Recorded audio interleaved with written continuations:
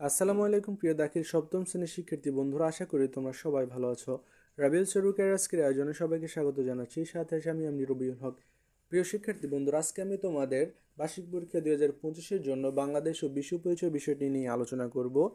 তার আগে বলে রাখি, নতুন নতুন এই ধরনের ভিডিও পেতে আমাদের চ্যানেলে সাবস্ক্রাইব করে বেল আইকনটি বাজিয়ে দিও। আর যারা ইতিমধ্যে সাবস্ক্রাইব করেছো তোমাদের অসংখ্য ধন্যবাদ। তো চলে এসে আমাদের মূল আলোচনায়। প্রিয় শিক্ষার্থী বন্ধুরা, প্রথমে আমি তোমাদের এমসিকিউ নিয়ে কথা বলবো। তো 1 নম্বর প্রশ্নই হচ্ছে, দেশের ভিতরে যখন মানুষ এক স্থান থেকে অন্য স্থানে গমন করে তখন তাকে কি বলা হয়? এটির উত্তর হচ্ছে খ, অভ্যন্তরীণ স্থানান্তর। 2 নম্বরে রয়েছে, বাংলাদেশের পার্বত্য জেলাগুলোতে জনবসতি কম কেন? এটির উত্তর হচ্ছে ক, পাহাড় ও পর্বতে ঘেরা বলে।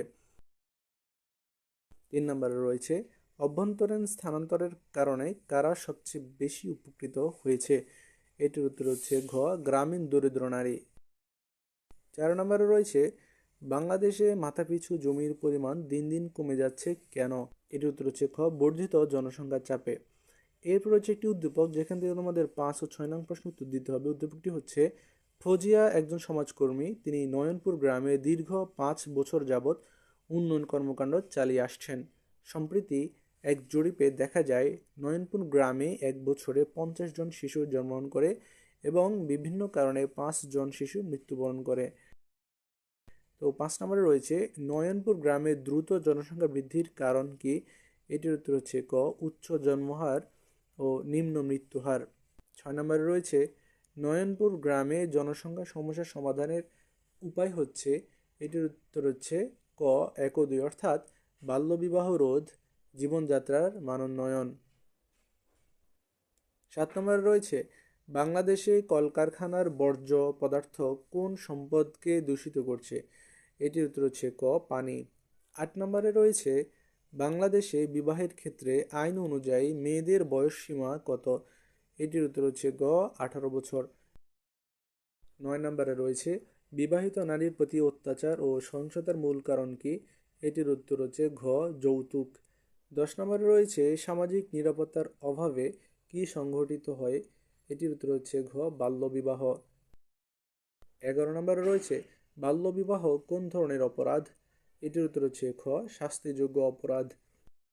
12 নম্বরে রয়েছে, বাংলাদেশে সরকারি চাকরি থেকে কর্মকর্তা ও কর্মচারীদের অবসর গ্রহণের বয়স কত? এটির উত্তর হচ্ছে খ, 59 বছর। 13 নম্বরে রয়েছে, কোনটি ভোগের মাধ্যমে নাগরিকের ব্যক্তিত্বের বিকাশ ঘটে? এটির উত্তর হচ্ছে ক, অধিকার। 14 নম্বরে রয়েছে, কোন ভাতার ক্ষেত্রে বয়সের কোনো বাধ্যবাধকতা থাকে না? এটির উত্তর হচ্ছে খ, দুস্থ মহিলাদের ভাতা কার্যক্রম। 15 নম্বরে রয়েছে, মানবাধিকারের সর্বজনীন ঘোষণাপত্র কোন সংস্থা অনুমোদন করেছে? এটির উত্তর হচ্ছে গ, জাতিসংঘ। 16 নম্বরে রয়েছে, নারী অধিকার প্রতিষ্ঠার অগ্রদূত কে? এটির উত্তর হচ্ছে খ, বেগম রোকেয়া। 17 নম্বরে রয়েছে, বাংলাদেশে মোট জনসংখ্যার প্রায় কত অংশ নারী? এটির উত্তর হচ্ছে ক, অর্ধেক। এরপর একটি উদ্দীপক রয়েছে, যেখান থেকে তোমাদের 18 ও 19 নং প্রশ্নের উত্তর দিতে হবে। তো উদ্দীপকটি হচ্ছে, ক নামক একটি সংস্থা নারীর প্রতি বৈষম্য দূরীকরণে সমানাধিকারের কথা বলেছেন। এছাড়া নারীর প্রতি বৈষম্য দূর ও তার সমানাধিকার নিশ্চিত করতে বর্তমান সরকার বেশ কিছু পদক্ষেপ গ্রহণ করেছেন। এর ফলে নারীরা ঘরে বাইরে সমান তালে কাজ করে দেশের অর্থনৈতিক উন্নয়নে ভূমিকা রাখছে। 18 নম্বর রয়েছে, উদ্দীপকে ক নামক সংস্থাটি কোনটি? এটির উত্তর হচ্ছে গ, জাতিসংঘ।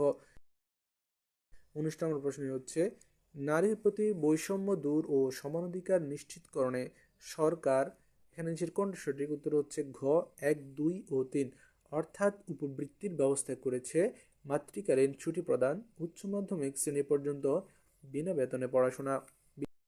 20 নম্বরে রয়েছে, পৃথিবীর অন্যতম প্রাচীন ও সভ্যতা সমৃদ্ধ দেশ বলা হয় কোন দেশকে? এটির উত্তর হচ্ছে ক, ভারতকে। এবারে 21 নম্বরে রয়েছে, জাপানের জলবায়ুতে পরিলক্ষিত হয়, এখানে নিচের কোনটি সঠিক? উত্তর হচ্ছে ক, 1 ও 2, অর্থাৎ মৌসুমী বায়ুর প্রভাব, আর্দ্রতাপূর্ণ গ্রীষ্মকাল। 22 নম্বরে রয়েছে, সূর্যোদয়ের দেশ বলা হয় কোন দেশকে? এটির উত্তর হচ্ছে খ, জাপানকে। 23 নম্বরে রয়েছে, চীনের রাজধানীর নাম কি? এটির উত্তর হচ্ছে ঘ, বেইজিং। 24 নম্বরে রয়েছে মালয়েশিয়ার অবস্থান কোন মহাদেশে? এটির উত্তর হচ্ছে ক, এশিয়া। 25 নম্বরে রয়েছে সব ধরনের উন্নয়নের মূল চাবিকাঠি নিচের কোনটি? এটির উত্তর হচ্ছে গ, শিক্ষা। এরপরে 26 নম্বরে রয়েছে নিচের কোনটি জাতিসংঘের কাজ নয়? এটির উত্তর হচ্ছে গ, নির্বাচনে সহায়তা করা। 27 নম্বরে রয়েছে জাতিসংঘের বর্তমান মহাসচিব কে? এটির উত্তর হচ্ছে খ, অ্যান্টোনিও গুতেরেস। 28 নম্বর প্রশ্ন হচ্ছে জাতিসংঘের দাপ্তরিক ভাষা কয়টি? এটির উত্তর হচ্ছে ক, 6। এরপরে আরো একটি উদ্দীপক রয়েছে যেখান থেকে তোমাদের 29 এবং 30 নং প্রশ্ন উত্তর দিতে হবে। উদ্দীপকটি হচ্ছে শান্তির প্রতি হুমকি ও আক্রমণাত্মক কার্যকলাপ প্রতিরোধ করে বিশ্ব শান্তি নিশ্চিত করতে গড়ে ওঠা সংগঠনটি 7টি মূলনীতির উপর প্রতিষ্ঠিত। প্রতিটি স্বাধীন রাষ্ট্র এবং সংস্থার সদস্য। 29 নম্বর প্রশ্ন হচ্ছে উদ্দীপকে কোন সংস্থাটিকে নির্দেশ করা হয়েছে? এটির উত্তর হচ্ছে ক, জাতিসংঘ। 30 নম্বর রয়েছে সংস্থাটির প্রধান উদ্দেশ্য হলো নিচের কোনটি সঠিক? এটি হচ্ছে ক, 1 অর্থাৎ আন্তর্জাতিক সহযোগিতা, বিশ্ব শান্তি প্রতিষ্ঠা। প্রিয় শিক্ষার্থী বন্ধুরা, এই ছিল তোমাদের এমসিকিউ প্রশ্ন এবং উত্তর। তো এরপর আমরা চলে যাব সৃজনশীল প্রশ্নে, যেখান থেকে তোমাদের 50 মার্কের প্রশ্ন। তো প্রশ্নগুলো দেখে নাও।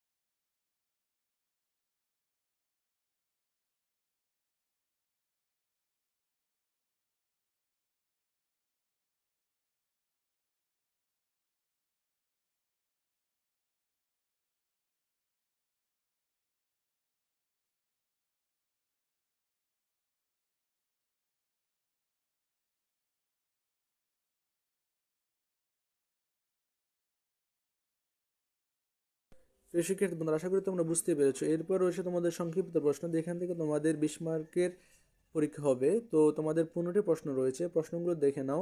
1 নম্বর রয়েছে জনসংখ্যার পরিবর্তনশীলতা বলতে কি বোঝো? 2 নম্বর রয়েছে বাংলাদেশে জনসংখ্যা বৃদ্ধির প্রভাব ব্যাখ্যা করো। 3 নম্বর রয়েছে যৌতুকের সামাজিক প্রভাব ব্যাখ্যা করো। 4 নম্বরে রয়েছে কিভাবে বাল্যবিবাহ প্রতিরোধ করা যায়।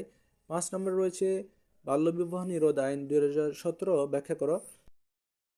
6 নম্বরে রয়েছে সংসারের প্রবীণদের মধ্যে হীনমন্যতার সৃষ্টি হয় কেন।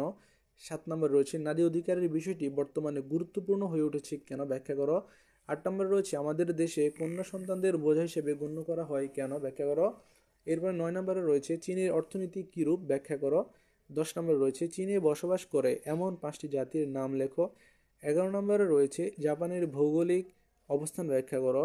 12 নম্বরে রয়েছে কোন ঘটনার প্রেক্ষাপটে জাতিসংঘ সৃষ্টি করা হয়েছিল, ব্যাখ্যা করো। এরপরে 13 নম্বর রয়েছে জাতিসংঘের গঠন ব্যাখ্যা করো। 14 নম্বরে রয়েছে জাতিসংঘ বিশ্বশান্তি রক্ষার ভূমিকা পালন করে, বক্তব্যটি ব্যাখ্যা করো। এরপরে সর্বশেষ 15 নম্বরে রয়েছে বৈদেশিক নীতি কেন প্রণয়ন করা হয়। তো প্রিয় শিক্ষার্থী বন্ধুরা, ছিল তোমাদের আজকের আয়োজন। তো আগামী ভিডিও আমন্ত্রণ জানাই আজকের মতো এখানে বিদায় নিচ্ছি। সবাই ভালো থাকো, সুস্থ থাকো। আল্লাহ হাফেজ, আসসালামু আলাইকুম।